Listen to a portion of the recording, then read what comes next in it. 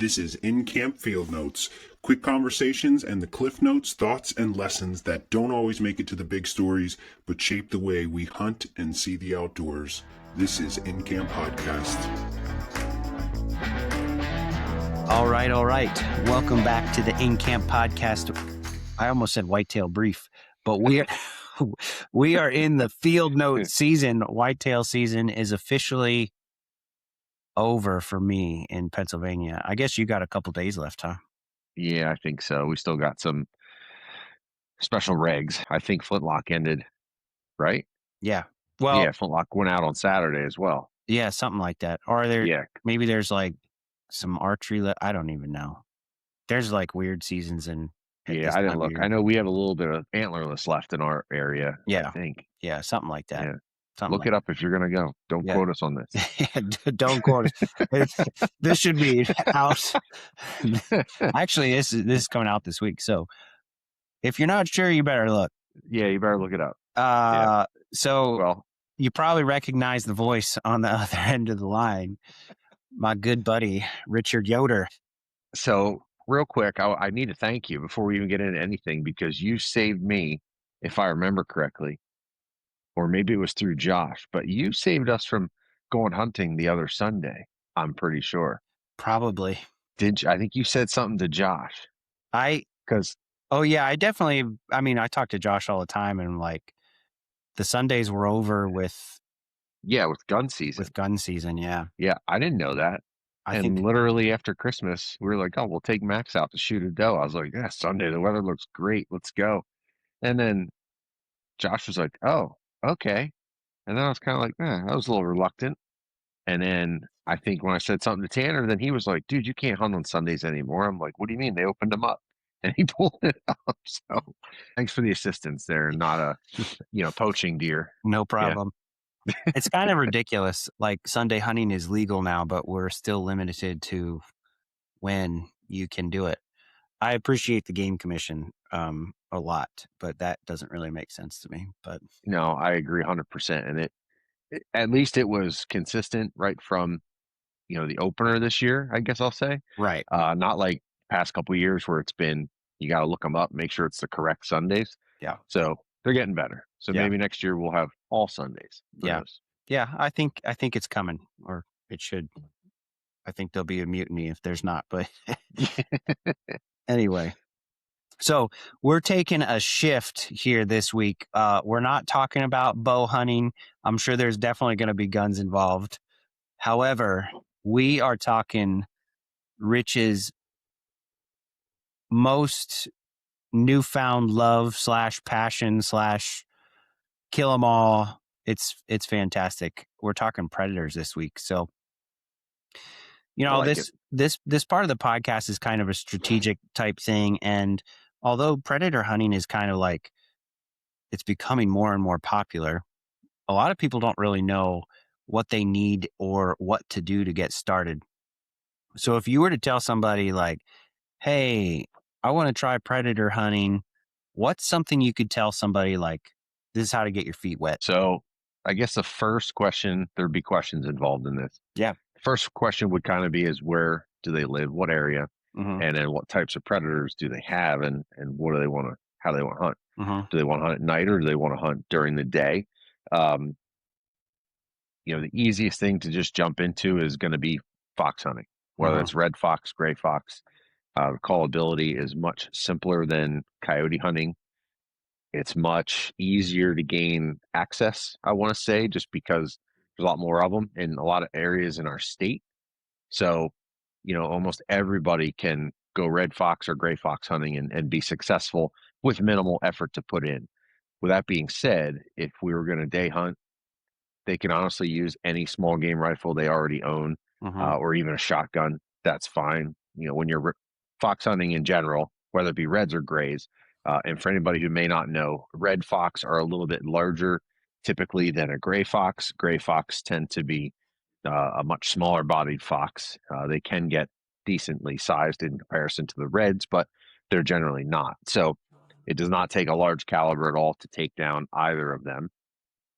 So I would probably not recommend using your deer rifle. unless you don't have any intentions of doing anything with the pelts afterwards. If you just want to get rid of some predators on your property to save some eggs in the spring, then use any caliber you wish. But I would say the easiest way to get started would be to pick up an electronic caller. The flavor is really going to be up to the user. I would just say, like in our area, of course, we have Cabela's 20 minutes from us. So you can go to Cabela's, you can pick up a Fox Pro for, I think, $250 for, I think they have the Hammerjack, has a little decoy on it. It's going to come with 150 or so sounds already preloaded on it, and you're ready to go. The only other important aspect that I would say that we're missing here is going to be some type of a support system. So you're going to need something to shoot off of. Daytime, you could use several types of supports. You could have a tripod, you could have a bipod. If you were to purchase a tripod right away, especially with a clamping system, then you could, of course, use that at night for night hunting as well, where you're not typically going to shoot a bipod at night, just because you want to be standing to get as much visibility as possible. That's perfect. So what you're telling me is like it's possible to do this on a budget. Oh, absolutely. Yeah. Yeah. And now I will say where it starts to get into more money is when you want to go into night hunting. As long as you're day hunting, it is very easy to get involved in predator hunting. And that could be, now, like I said, foxes are going to be the easiest. At daybreak and dusk, it's not that hard to call raccoons either. You can certainly get into coyotes, but that's a little more of a rarity. I've definitely shot probably 98% of our coyotes at night, just because they're a lot simpler to call, a lot more active at that time. And don't get me wrong, there's some times of the year, just like right now, in parts of our state where it's frigidly cold, where I'd make a safe bet to say the daytime is the most active part of their day, just because it's warmer out. They're hunkered down at night trying to stay warm. Sure.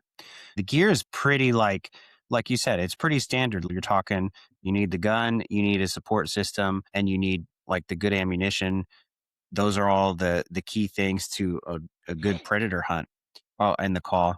When you're talking about, you asked the question in the beginning about what type of predators do you have in your area. If you were to say there's a way to figure that out, like you're like, oh, I know I've got some foxes around here.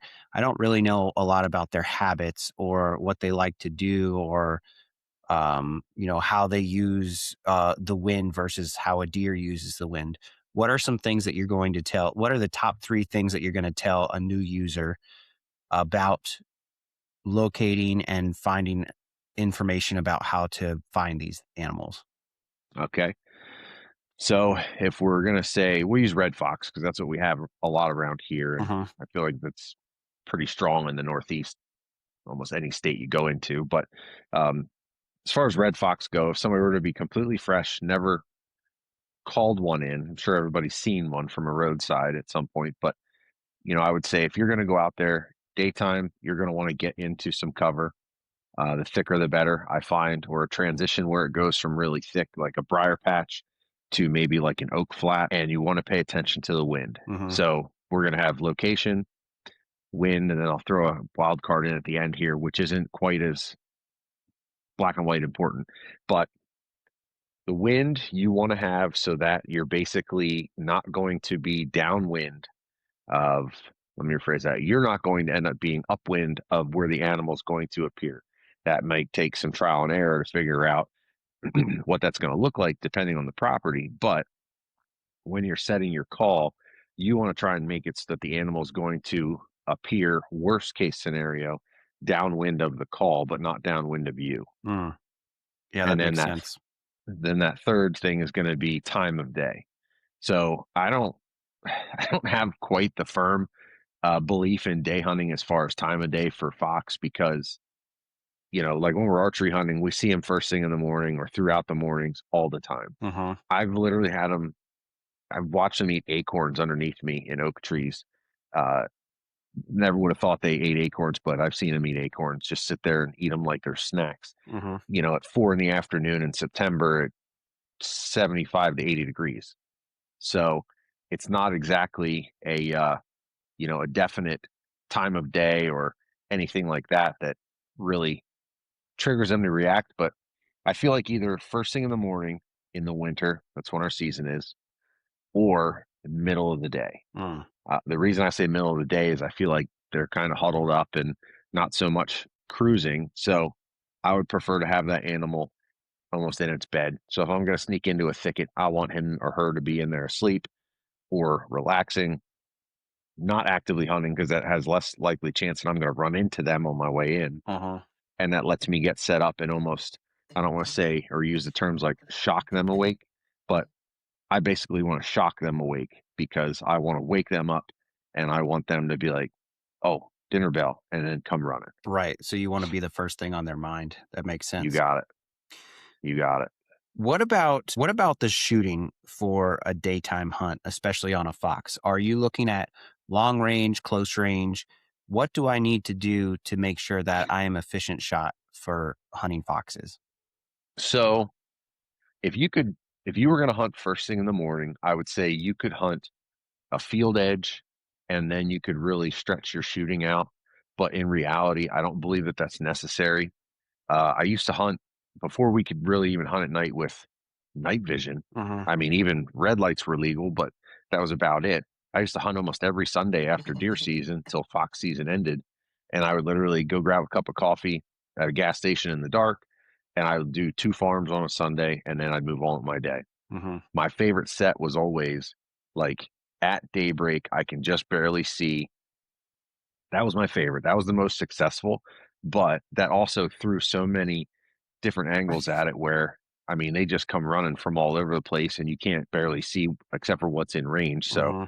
more times than not, I would have them darn near run me over and then I would never get a shot at them anyway.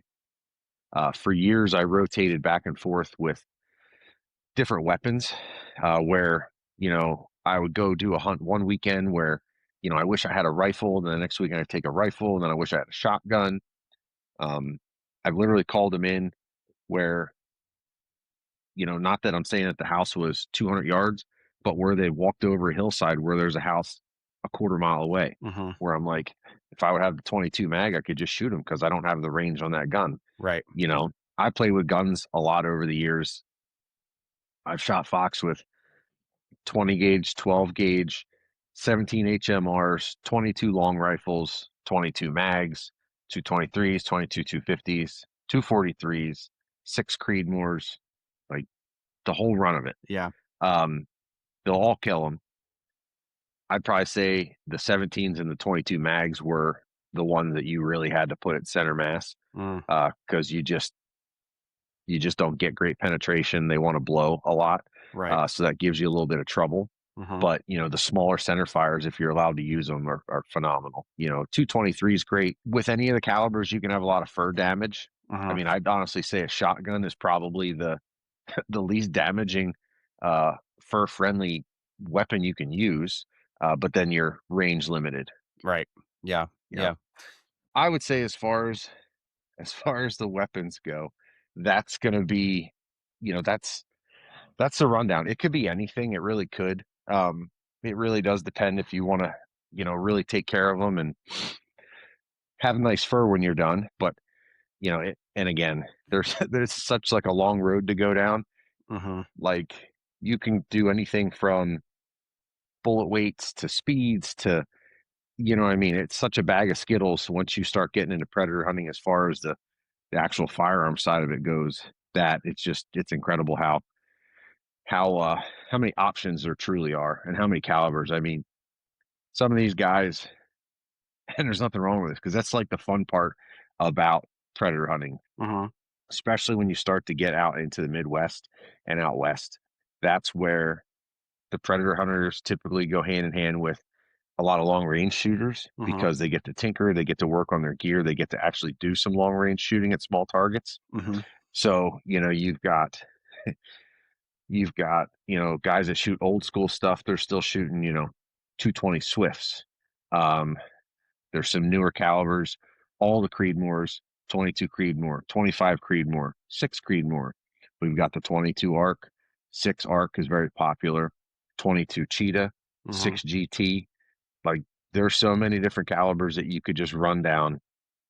22 250. That's what I switched over back to this year was shooting twin 22 250s because I tinkered with the 6 Creeds for a couple years, loved them, but I just couldn't get the speed and performance out of it that I really should have been having. And I'm glad I did. We're getting good results out of them now, but there's always something to change and improve and new optics to buy and try, and it's inexpensive.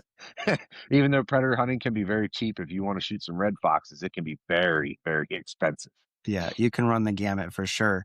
Oh yeah. So if you like what you hear and you want to hear a little bit more, you either need to go back and listen to an episode or go forward. It's going to be forward. Thanks for listening today. If you want to hear more about predator hunting and dive into more advanced talk with Rich on gear, tactics, strategy, and some great stories, follow the show. Tune into the full comprehensive episode in 2 weeks. Thanks again. This is InCamp Podcast.